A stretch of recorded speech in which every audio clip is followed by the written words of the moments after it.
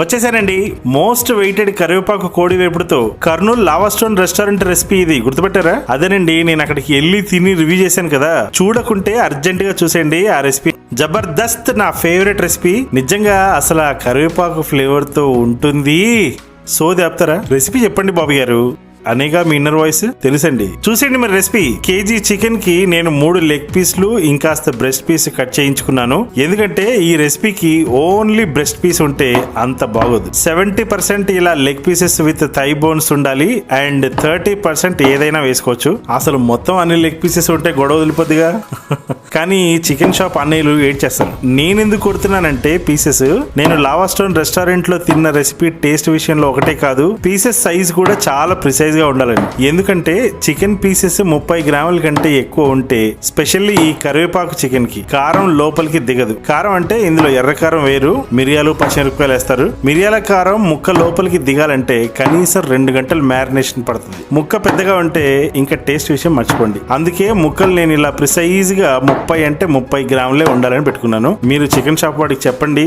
So pieces అన్ని cut చేశాక శుభ్రంగా ఒక 2 సార్లు కడిగేయండి. 1 kg పట్టే ఒక స్టీల్ బౌల్లో ఒక 100 ml వాటర్ పోసేసి చికెన్ ని మొత్తం ఇందులో వేసి ఒక 1/2 టీ స్పూన్ అంత సాల్ట్, 1/2 టీ స్పూన్ అంత పసుపు వేసేసి మూత పెట్టి 5 నిమిషాలు హై ఫ్లేమ్ లో పెట్టండి. ఈ 5 నిమిషాల గ్యాప్ లో కరివేపాకు మసాలా రెడీ చేసేద్దాం. ఓకేనా? నా చేతి నిండా ఉంది చూడండి, దాదాపు 20 రెమ్మలు. అంటే ఈచ్ రెమ్మకి అటువైపు 8 ఇటువైపు 8, టోటల్ 16 ఆకులు ఉన్నాయి అనుకుంటే 16 × 20 320 ఆకులు పడతాయి. ఇది కాస్త ఎక్కువ వేసుకున్నా అస్సలు బాగోదు. అంటే మీద 20 అంటే 20 అని కాదు, కొంచెం అటు ఇటుగా. తక్కువ వేస్తే ముక్కలు తప్ప ఏమీ కనపడవు, ఎక్కువ వేస్తే ముక్కలు ఎత్తుక్కోవాలి. అదన్నమాట పరిస్థితి. ఆకు మొత్తం ఒలిచేసి, మన ఇంట్లో చిన్నపిల్లలు ఉంటారు కదా, ఏదో సాయం కొద్దీ ఒరే కాస్త ఈ కరివేపాకు ఆకులు తీరా, పుదీనా ఆకులు తీరా అంటే పెడతారండి మొహం చిరాగ్గా.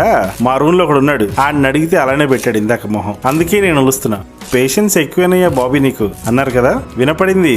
తప్పదు కదా, రెసిపీ టేస్ట్ అలా ఉంది. మరి ఒకసారి కడిగేసి చుక్క నీళ్లు లేకుండా పక్కకు పెట్టేసుకోండి. చికెన్ ని చూద్దాం. ఓకే, ఒక మాదిరిగా ఉడికాయి పీసెస్. వాటర్ చూసారా, ఆల్మోస్ట్ 400 ml వరకు వచ్చాయి. వేసింది 100 ml అవుతాయి. చికెన్ లో నుంచి వాటర్ ఉడతాయి కదా, అదనమాట సంగతి. ముక్క ఒకసారి ఉడికిందా లేదా అని ఏదైనా స్పూన్ తో గుచ్చి చెక్ చేయండి. హార్డ్ గా వెళ్తే ఉడకలేదని అర్థం, లూజ్ గా వెళ్ళింది అనుకోండి బాగా ఉడికిపోయిందని అర్థం. సో అటు ఇటు కాకుండా ఉండాలి. ఇంకా ఉడకాలి. నా చికెన్ అయితే రబ్బర్ లాగా ఉన్నాయి. సో ఇలా చెక్ చేసుకోవడం ఇంపార్టెంట్, ఎందుకంటే చికెన్ ని బట్టి ఉంటది. చికెన్ టెండర్ గా ఉంటే త్వరగా ఉడికిపోతుంది. మూత మూసేసి మరొక 10 నిమిషాలు అలాగే సిమ్ లో పెట్టి వదిలేయండి. ఎస్, సరిగ్గా సరిపోయింది. ముక్కలు ఉడికిపోయాయి చక్కగా. ముక్కలు మాత్రం పక్కకు తీసేసి ఓపెన్ ప్లేట్లో పెట్టేసుకోండి.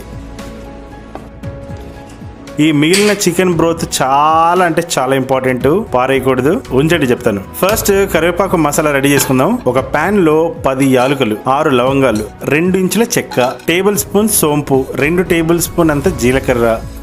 అమ్మో అంతనా అనుకోకండి. మిరియాలు 2 టేబుల్ స్పూన్స్ అంతా. వామ్మో వాయ్యో, బాబీకి పిచ్చి ఎక్కింది అనుకోకండి, తిన్నాక మీకు ఎక్కింది పిచ్చి.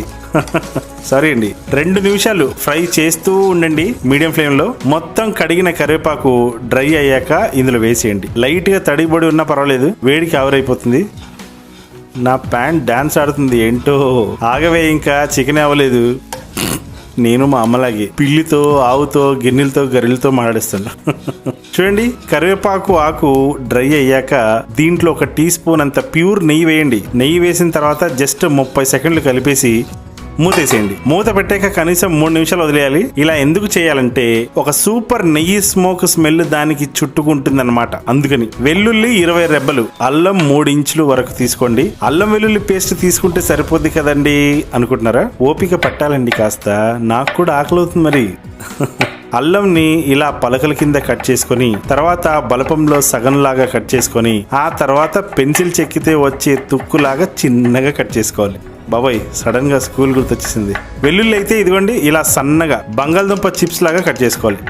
ఇవి పక్కకు పెట్టేసుకోండి. కరివేపాకు మసాలా వేపుకున్నది చల్లారింది అండ్ బాగా క్రిస్పీగా కూడా అయింది. ఇప్పుడు దీన్ని గ్రైండ్ చేసేద్దాం. ఫస్ట్ కరివేపాకు వేసేసి దాని మీద మిగతా మసాలాలు వేసేయండి. లేదంటే మసాలా కిందకి వేస్తే కరివేపాకు గ్రైండ్ అయ్యే లోపు కింద మాల్ మసాలా మొత్తం పిండి అవుతుంది. అది మన టార్గెట్ అస్సలు కాదు. యో మామా, పౌడర్ సరిగ్గా అయింది. గుర్తుపెట్టుకోండి, మరీగా పౌడర్ కొట్టేయకండి. మనం ఇంటి ముందు వేసుకునే ముగ్గు కన్నా కాస్త బరుకుగా ఉండాలి మరి, లేదంటే బిస్కెట్. కరివేపాకు చూసారా చిన్న చిన్న ముక్కలు ఎలా కనిపిస్తున్నాయో? అలానే ఉండాలి. నేను అక్కడ చాలా తీక్షణంగా చూశాను. ఒక డబ్బాలో తీసి పక్క పెట్టేసుకోండి. పచ్చిమిరపకాయలు కరెక్ట్ గా 10 వేయాలి. మీరు కారం ఎక్కువ తినేటట్లుంటే ఒక 2-3 ఎక్కువ వేసుకోండి, అంతకన్నా ఎక్కువద్దు. ఎందుకంటే మీరు నెక్స్ట్ డే మార్నింగ్ ఇబ్బంది పడటం నాకు ఇష్టం లేదు.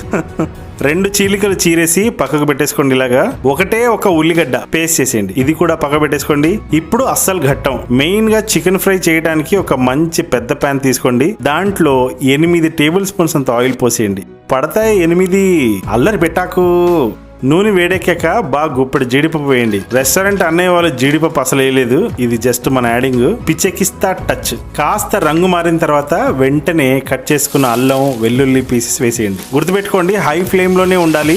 అల్లం వెల్లుల్లి పీసెస్ వేసిన 1 minute కి పచ్చిమిరపకాయ చీలికలు వేసేయండి.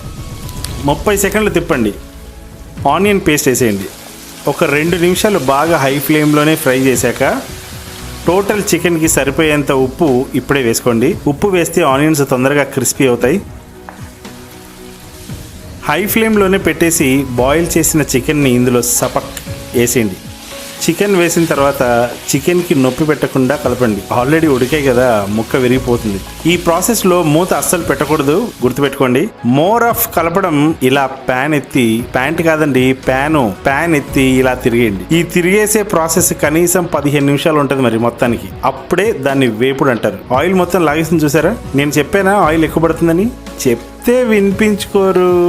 ఎండ్ ఆఫ్ ది డే మనకు ముక్క అతుక్కోకుండా 15 minutes వేగాలి. అంటే ఆయిల్ కన్సిస్టెన్సీని చూసుకోవాలి. మరి చికెన్ వేసి ఒక 3 నిమిషాలు ఫ్రై చేశాక కరివేపాకు మసాలా మొత్తం ఒకేసారి వేయకూడదు, జస్ట్ ఒక టేబుల్ స్పూన్ అంత వేయండి చాలు. ఫస్ట్ వేసిన తర్వాత ఒకసారి కలిపేసి ఇప్పుడు మనం మిగిలించుకున్న చికెన్ బ్రోత్ని ఇందులో వేసేయాలి. మంట హైలో ఉండాలి, గుర్తుపెట్టుకోండి. ఎందుకు పదే చెప్తున్నానంటే మంట చిన్నగా పెడితే వాటర్ తొందరగా ఎనకదు అండ్ పప్పుచారు అవుతుంది. ముక్కలు ఓవర్ కుక్ అయితే గనక చిదిగిపోతాయి, జాగ్రత్త. అసలు మసాలా వేసిన తర్వాత ఎందుకు చికెన్ బ్రోత్ వేసానంటే, మసాలా జస్ట్ ఒక స్పూన్ అంత వేసి చికెన్ బ్రోత్ వేస్తే గనక ముక్కల్లోకి ఈ కరివేపాకు ఫ్లేవర్ జ్యూస్ బాగా వెళ్తుంది. అందుకని యాక్చువల్లీ కరివేపాకు మసాలా ఓన్లీ ముక్కల పైన, అది కూడా బాగా ఫ్రై అయ్యేటప్పుడు వేస్తారు జనరల్ గా. నా పాయింట్ ఏంటంటే మసాలాలో చెక్క, లవంగ, యాలుక ఇవన్నీ ఉన్నాయి కదా, సో అవన్నీ టేస్ట్లు కాస్త ముక్కల్లోకి వెళ్తుంది అని అలా చేశాను అనమాట. నీళ్లు కాస్త దగ్గర పడ్డాయి. ఇప్పుడు మిగిలిన దాంట్లో 1/3 ఆఫ్ కరివేపాకు మసాలా వేసేయండి. అంటే 3 భాగాలు చేస్తే ఒక భాగం అనమాట. ఒకసారి ఇలా కదిపేయండి. మసాలా మొత్తం సెట్ అయ్యాక ఒకసారి కలిపేసి మిగిలిన 2వ హాఫ్లో ఒక హాఫ్ వేసేయండి. చివరిసారిగా మొత్తం మసాలా వేసేయండి. ఇలా లేయర్ వైజ్గా, ఎందుకంటే మొత్తం ఒకేసారి వేస్తే మసాలా ముద్దవుతుంది. ఇలా ఆగి వేస్తే మసాలా బాగా గట్టిగా పట్టుకుంటుంది. ఏదైనా అలాగే చేయాలి లైఫ్లో, ఆగి తెగ కంగారు పడిపోద్దు, రిజల్ట్ అస్సలు బాగోదు. మీద మళ్ళీ పచ్చి బుజ్జిముండని వేసేయండి, అదేనండి కరివేపాకు. ఆహా, ఎంత కలకల్లాడుతుందో నా చికెన్. ఒకసారి కలిపేసి ధనియాల పొడి వేసేయండి, 1 టీ స్పూన్ అంతా. ధనియాల పొడి అంటే ఫ్రై చేసిన ధనియాలతో చేసిన పొడి, పచ్చిది అస్సలు వేయకూడదు. అంగట్లో అమ్ముతారు కదా, అబ్బే అస్సలు బాగోదు. ధనియాల పొడి వేసిన తర్వాత 3 నిమిషాలంటే 3 నిమిషాలే వేసుకోండి. కొత్తిమీర తయారైందండి, నా ఫేవరెట్ కరివేపాకు కోడి వేపుడు. అసలు ఈ పేరులోనే ఊపుడండి. పర్ఫెక్ట్ టెక్స్చర్ తో టేస్టియస్ట్ కరివేపాకు కోడి వేపుడు రెడీ అయింది. ఏమండోయ్, బాగుందా లేదా చెప్పరా? మీకోసం ఇంత కష్టపడి చేశాను కదా.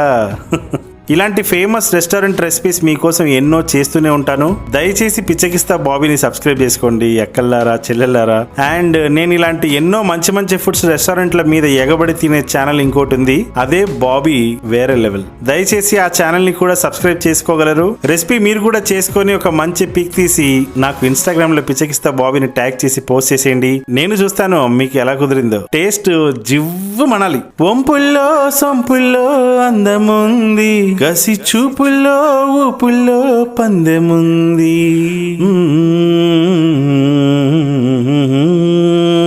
వంపుల్లో సొంపుల్లో అందముంది, కసి చూపుల్లో ఊపుల్లో పందెముంది.